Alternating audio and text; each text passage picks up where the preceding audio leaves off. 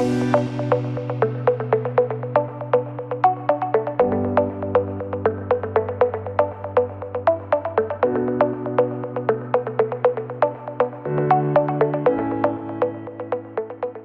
apkopo, sūta, un tad Ilva pastāstīs, kā tas notiek varbūt Rīgas domē un ko mēs ar to darām. Ja?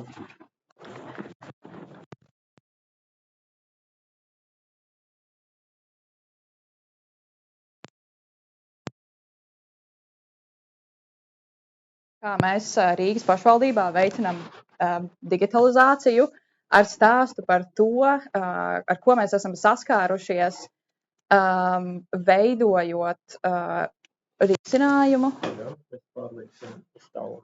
Es aizmirsu, ka mums ir atsevišķi.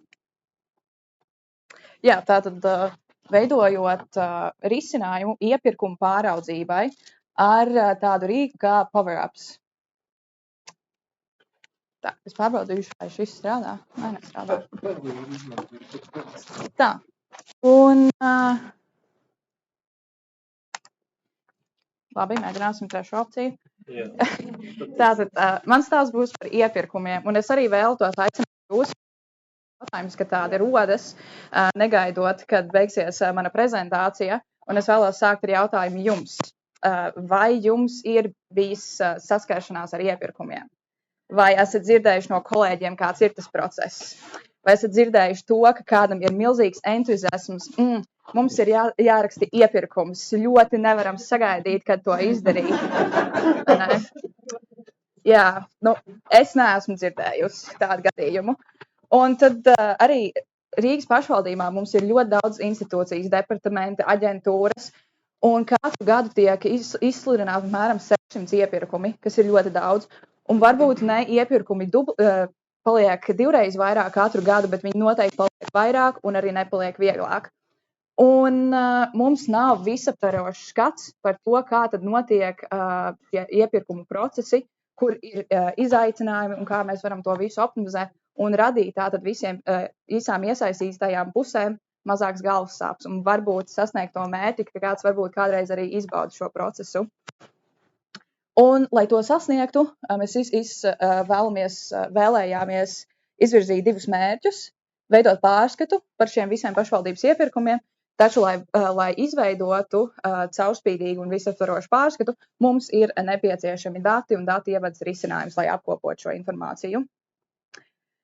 Īsumā par situāciju, kāda mums ir Rīgas pašvaldībā. Tātad katram departamentam ir savs Excel fails, varbūt dati tiek glabāti savā arī veidā, katrs departaments izvēlās varbūt dažādus citu informāciju, ko saglabāt, tad bija mēģinājums kaut kā tos visus Excelus apvienot vienā Excelī, bet galu galā tas nav ērts vai piemērots risinājums, kā redzēt iepirkuma procesus, jo iepirkuma ir dažādi posmi, tur ir daudz kolonnas, lietotājs apjūg, kurā posmā kādi dati man ir jāievada, un galu galā man patika, kā Aldis teica, mēs nonākam pie salauzta Exceļa.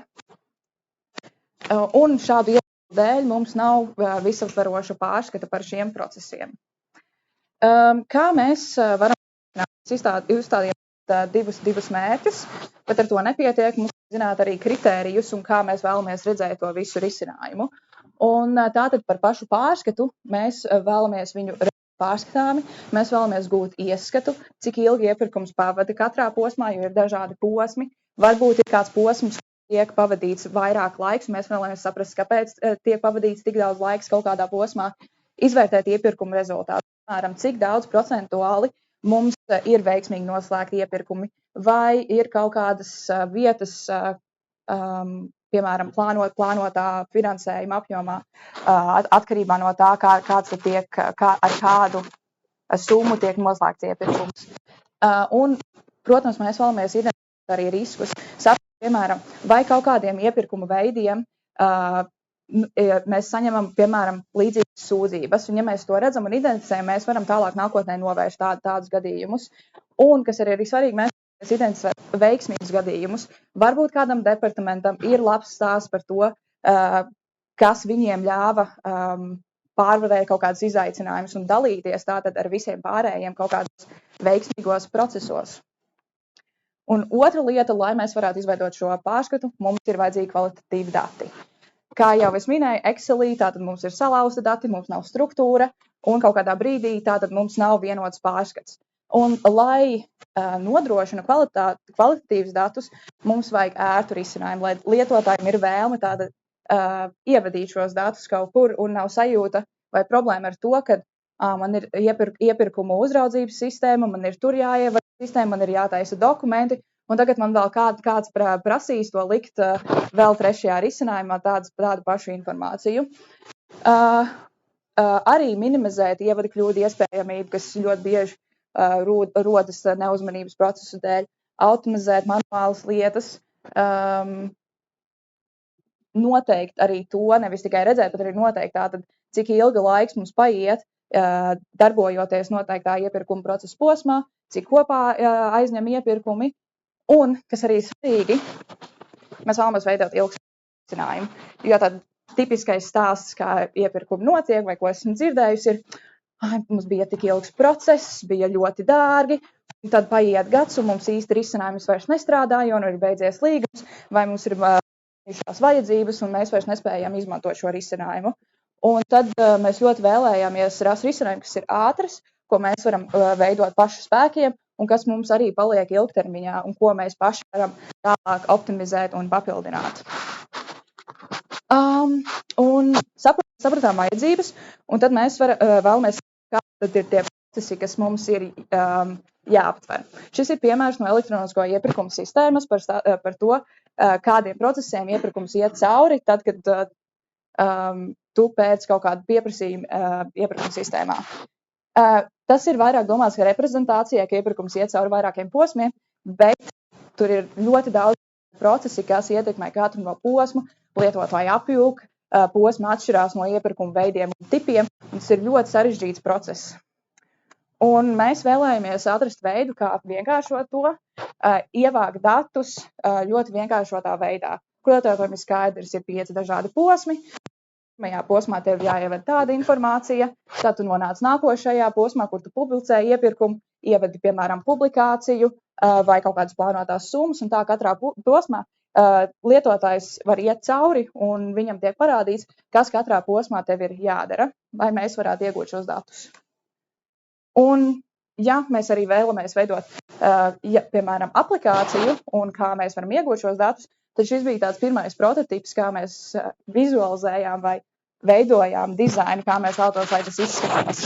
Tātad, piemēram, mums ir iepirkums saraksts, kaut kādi pamatdati, mēs varam piedot uz podziņas jaunu iepirkumu, un tad uzspiežot iepirkumu, mēs varam redzēt ar iepirkumu visus saistītos datus vai pievienot daļas, iepirkumam ir vairākas daļas.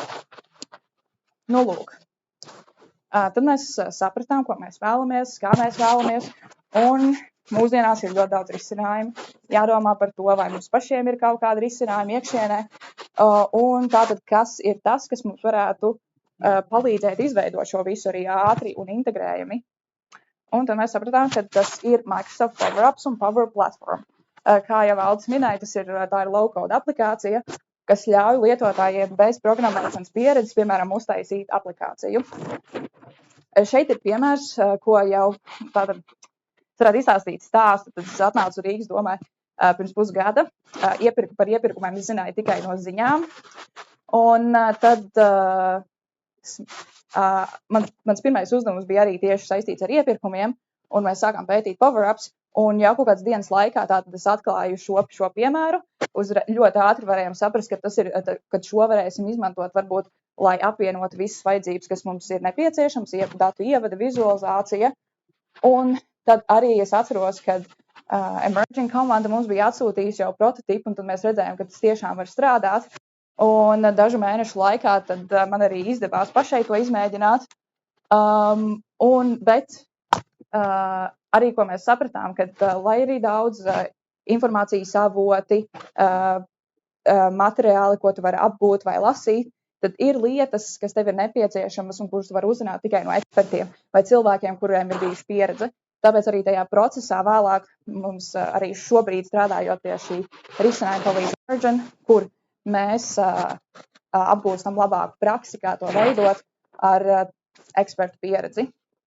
Un varbūt nedaudz arī, kāpēc izvēlējāmies šo platformu, jo tā ātrs izstrādes process, mēs paši to varam veidot ar saviem resursiem. Mēs redzam, ka šim procesam būs pielietojamības arī citos procesos, jebkuros citos procesos, kur lietotājiem ir daudz Excel faili, vajag izvairīties no manuālām lietām, automatizēt viņas. Un jā, tas ir ilgspējīgs un pilnvērtīgs risinājums, kas atbilst mūsu vajadzībām. Un vēl es varu pieminēt arī, kas tur ir malā norādīts, ir Power Automate, kas nodrošina šo automatizācijas rīku, un kas mums arī bija svarīgs, ka mēs varam tālāk apvienot šo rīku ar citām programmām, piemēram, saprast, vai mēs varam izsūtīt automātiskus ēpastus tālāk, ja notiek kaut kāds process, vai mēs varam pat uzsīt, piemēram, iepirkums nonāk vērtēšanas procesā, tev ir tur dota nedēļa vai mēnesis, lai izpildītu vai apskatītu līgumu, un tad tādā veidā varbūt mēs jau varam automātiski uztaisīt uzdevumu lietotājam, un viņš jau zina, vai viņam ir atgādājums par to, cik laika viņam ir nepieciešams, lai veiktu kaut kādu iepirkuma noteikto uzdevumu. Un tad tad no Exceļa, no vairākiem Exceļiem mēs varam iegūt arī īsnībā tas, kā izskatās līdzīgi Excelis, varbūt nedaudz pievilcīgākā izskatā, ļoti ātrā veidā pārskatāmāku risinājumu. Un tad es nedaudz izstāstīšu par tiem soļiem, kā tad mums tas izskatījās. Tad kā mēs panācām ērtu un intuitīvu datu ievadi, tad mums ir forma, kuru lietotājs var aizpildīt, tad, kad, piemēram, tiek plānots iepirkums, savadīt visu informāciju, izvēlēties arī manuāli no sarakstiem dažādas lietas. Piemēram, ja mums ir lauks, kur ir jāievada tikai summas, tad mēs nodrošinām to, ka tu nevar ievadīt burtus vai nodrošinām tātad mazākas ievadas kļūdas. Vai, piemēram, ir tāda iepirkuma nomenklatūra, kur parasti ir jāievada cipariņi, un es līdz šim vēl īsti arī neesmu sapratusi, kā cilvēki navigē vai pāraksta tos ciparus, un tad mums arī patika, ka mēs varam pievienot datus nevis nepārdzamā veidā, bet uzreiz ar paskaidrojumu, ka tā ir IT pakalpojuma konsultācija, nevis redzēt, ka ir tikai noteikti cipari nomenklatūrā. Kā mēs varam automatizēt procesu? Tātad iepriekš parādījums bija posmi, tur iepirkums izsludināts vērtēšanā, un tad mēs šo procesu arī varam parādīt power-ups. Tie ir tie posmi. Mēs varam norādīt lietotājiem, kādus tajā posmā mēs vēlamies ievadīt tādus un tādus datus, un mēs varam arī uzstādīt nosacījumus. Ja, piemēram, tu neesi ievadījis šādu datu, tad tu nevari tikt uz vērtēšanas iepirkumu. Vai, piemēram, ja mēs redzam, ka ir saņemta atbilde, tur iepirkuma uzraudzības birojas aizliedza slēgt līgumu, tad uzreiz process aiziet, kad līgums nav noslēgts vai iepirkums ir neizdevies. Un tad šeit, kā piemēram, izskatās tā forma, kā mēs varam reprezentēt arī iepirkuma daļas. Augšā varam redzēt, ka iet darba plūsma, kas ir iepirkuma tātad procesi. Šeit ir, kā mēs varam ievadīt informāciju par atsevišķām daļām. Mums ir izsludināšanas posmā, tātad mums parādās vēl jauni datu lauki, ko aizpildīt. Mēs esam vērtēšanā, mēs atkal redzam jaunus datu laukus, ko mums ir nepieciešams ievadīt. Un tā mēs varam pārskatām un viegli tikt līdz noslēgumam iepirkuma procesā un veidot šo datu pārskatu. Un tad šāds risinājums var darīt katrs departaments un, piemēram, izpildu direktors tātad var redzēt visus datus vai arī tātad vizualizācijas un reportu par katru no departamentiem. Un tātad te arī sīkāk par to, kā mēs varam reprezentēt tos datus. Mums ir visaptvarošs pārskats. Mēs varam redzēt, cik ir vidējais pavadītais dienas skaits statusā. Bet ka tas ir dari pats. Te ir visa informācija, ko mēs redzam. Varbūt mēs redzam, ka tur 20% pirkumi netika izdarīti laikā. Un tāda fakta konstatēšana, vai ne? Šī ir mūsu situācija. bet mēs arī vēlamies sniegt to iespēju, ka jebkurš, kurš skatās uz to, viņi var pieņemt lēmumus un projektīvi izvērtēt, kur tad ir mūsu riski, vai tas ir ilgāk nekā tam vajadzētu būt, vai ir mums tas process ir tik sarežģīts. Un šis gan ir tāds apvienojums, kur esmu ielikusi daudz lietas iekšā, bet, piemēram, arī ar Power BI mēs no datiem, kurus mums ir ievadīti par dažādiem departamentiem, ar mašīnu mācīšanās rīku, kas ir iestrādāts, varam uzdot jautājumu tātad, kas ietekmē, piemēram, iepirkumu ilgumu, kas samazina iepirkumu ilgumu.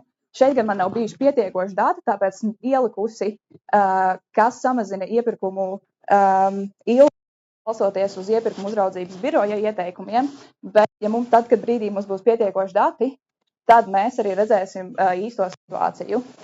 Un, piemēram, arī paraugs. Mēs redzam divas dažādas procedūras. Mēs, piemēram, redzam, ka vienā procedūrā bija sūdzība, arī līgums atšķirās, un tad galu galā ir krasas atšķirības par arī kopējo iepirkumu ilgumu. Un tādā veidā mēs arī varam veikt secinājumus un proaktīvi reaģēt uz to. Kas arī ir svarīgi, un, man liekas, netiek darīts pietiekoši daudz, ir tad, kad mēs kaut ko izstrādājam, mēs neiesaistam pašus cilvēkus, kas veic šo procesu. Un man, protams, es varu skatīties, kā strādā dažādi procesi, bet es neesmu tajā pozīcijā, ka man pašai ir jāraksta iepirkumi vai jāiet tam cauri. Un tāpēc mēs pilnveidojam risinājumu, mēs uzaicināt cilvēkus, lai aplikāciju un lai mēs saņemtu atgriezenisko saiti, tātad, vai jums īstenībā ir ērti šo lietot, vai tas jums uzlabos šos procesus, kas jums nepatīk, ko mēs vēl varam pilnveidot, un tas arī rada to pozitīvo aspektu, ka tas būs ilgspējīgs risinājums, jo mēs viņu piemērojam lietotājiem. Jā. Un, jā, tad šobrīd mēs esam, kādi ir īstenībā secinājumi, tad šobrīd mums jau ir gandrīz gatavs risinājums. Mēs vēlamies viņu piedāvāt lietotājiem, lai saprastu, kā viņiem viņš patīk. Un tas gala mērķis ir tomēr tātad, šis būs ļoti vienkāršots veids, bet nākotnē mēs vēlētos pilnveidot to, ar kā jau es minēju, apvienot, piemēram, ar kaut kādiem automātiskiem uzdevumiem vai automātisku atgādinājumu, ka posmā un tipiski vai pēc iepirkuma ir dots 10 dienas, lai to posmu veiktu.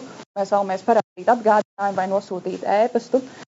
Tātad, lai tev pašam nav jāatcerās visi tie soļi, jo ir tik daudz soļu, manuprāt, nevienam arī nevajadzētu to visu atcerēties, un tad arī tā mēs varam atvieglot dzīvi un samazināt galvas sāpes iepirkuma procesos.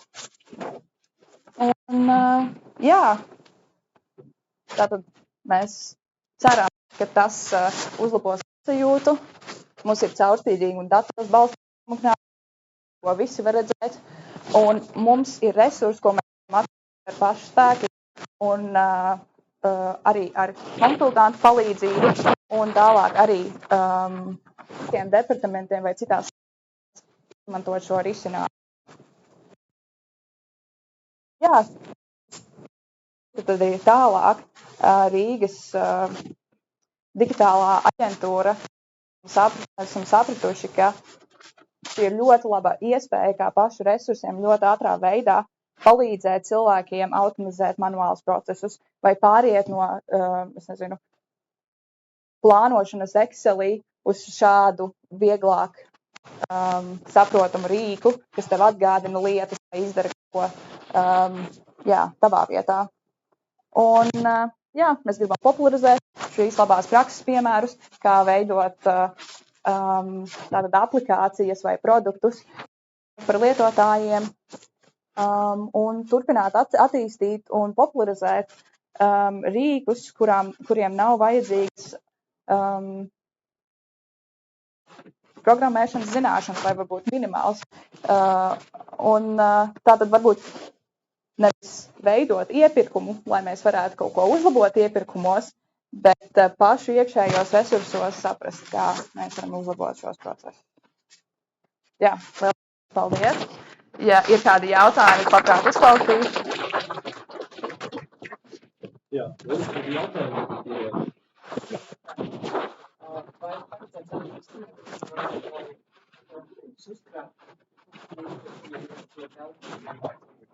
Jā, tas ir ļoti labs jautājums.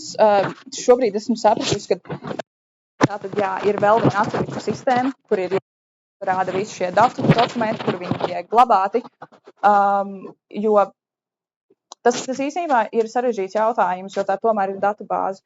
Un tā ir citādāka datubāze, kur ir jāuztur dokumenti, kas ir svarīgi dokumenti. Bet ideālā gadījumā, un es arī redzu, ka tur vajadzētu būt šajā risinājumā podziņai, kuri tev, ja pat ne, dod iespēju pievienot to dokumentu tajā risinājumā, bet tad varbūt aizved uz to otru sistēmu, kur tev ir jāiesniedz tas dokuments, lai tev pašam tātad nav, kura sistēma tā bija, kur es tagad viņu atrodu, un tad vismaz uzlabot to veidu, lai atrastu to, kur tev tas ir jāievada.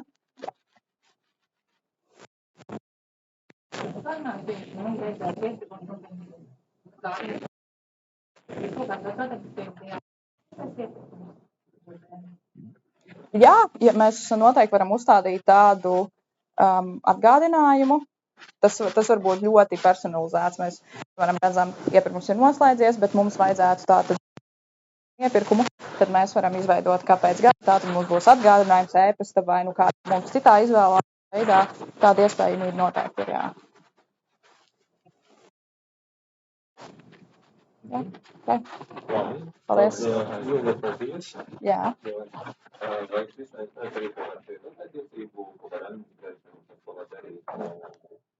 Jā, to es nepieminēju, bet tā arī ir ļoti svarīga lieta, kā piemēram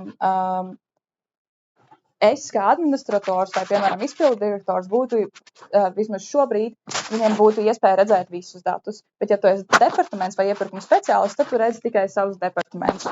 Bet tu vari redzēt, piemēram, reportu, kas ir par visiem departamentiem. Tātad tur ir tas sadalījums, vai tu esi lietotājs, vai tu esi iepirkuma speciālists, vai tu esi kaut kāds augstāk stāvošs cilvēks vai administrators.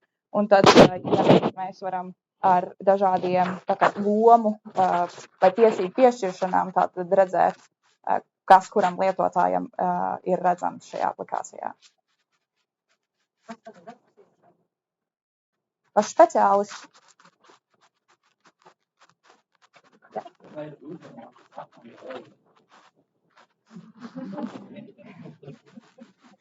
Es domāju, tāpēc, ka visi smējās, mēs jau saprotam, ka nē, jo EIS tomēr ir cita sistēma, mums nav sadarbība ar viņiem, un ideālā gadījumā jau tas būtu tas utopiskais skatījums, vai ne? Jo tāpatās, ja pat mums ir šis datu ievads risinājums, tāpat ir jāiet EISā, mums ir jāpublicē, mums tur arī viss ir jāievada, un turpat, man liekas, arī dokumenti ir jāievada. Bet es domāju, ka tas ir nākotnē, ir noteikti jādomā par šādu risinājumu, jo tam vajadzētu būt visam kopīgam risinājumam, nevis vienam tie paši informācija un dati ir jāievada 2 vai pat 3 sistēmās. Es domāju, ka šobrīd jau ir 3 vai 4, kur lietotājiem ir jānavigē, lai saprast to.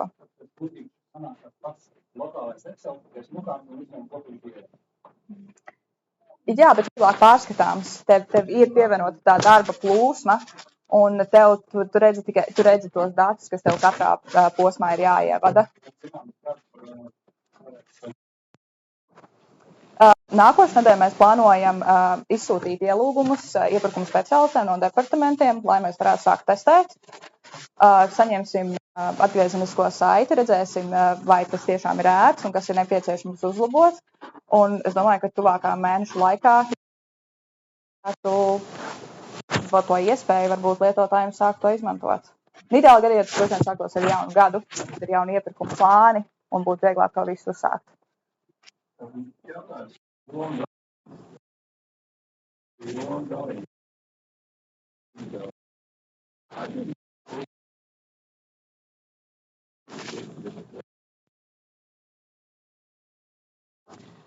Jautājums ir par to, cik daudz mēs izstrādājam, kā Rīgas digitālā aģentūra.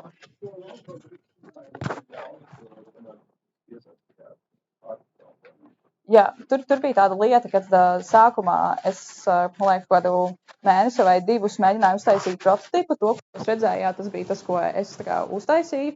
Bet tad mēs sadarbojāmies ar Emergent, lai mēs pilnveidotu to risinājumu, jo es arī nevaru mūžīgi mācīties, un tas ir ilgs process. Un tad šobrīd Emergent, kas ir mūsu kā ārpakalpojums, uzlabo šo visu risinājumu, balstoties tiem pašiem kritērijiem, automatizējot vēl dažādus procesus un arī šo lomu sadalījumu un drošības nosacījumus. Es varu piebilst, varbūt, ka mēs palīdzām maksimāli tam zinātnes nodot. Tāpēc šobrīd Ilva, bet digitāla aģentūra arī stiprinās savas spējas. Un mēs redzam, ka kaut kādā brīdī digitāla aģentūra spēs arī patstāvīgi veikt darbības, kļūst par tādiem ekspertiem arī šajā jomā. Tas nozīmē, ka jūs tāda zināmā neatkarība.